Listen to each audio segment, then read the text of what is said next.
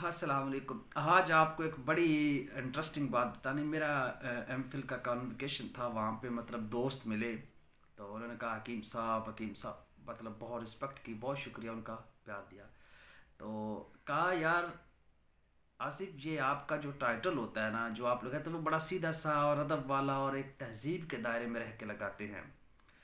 बहुत से हकीम हैं वो सीधी सीधी बातें ऊपर लिख देते हैं, ये हो जाएगा वो हो जाएगा, सारी रात ये होगा ये, तो आप ऐसा क्यों नहीं करते?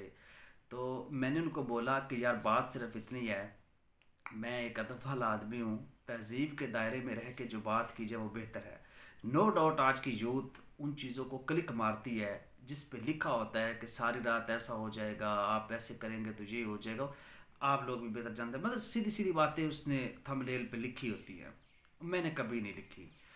मेरा पूरा चैनल पे 500-600 वीडियोज़ हैं, आप देख सकते हैं। मैं तहजीब के दायरे में रह के बात लिखता हूँ, उसको फीमेल भी देखें मेल भी देखें, जो मुझे क्लिक करेगा उसको आइडिया हो जाएगा कि मैं क्या बोलता हूँ, जो मेरी जो हिकमत है वो किस पाए की और किस लेवल की है, या मैं किस टाइप की डिस्कशन करता हूँ।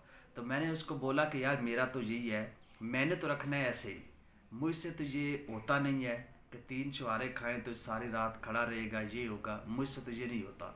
ना मैंने ऐसा कोई थंबनेल लगाना है। तो ये मैं आप लोग को भी बता रहा हूँ कि रिज़्क़ रज़ा अल्लाह ताला की ज़ात होती है, वो देता है और वो अल्लाह का शुक्र है, बहुत दिया है अल्लाह ने, कोई कमी नहीं छोड़ी।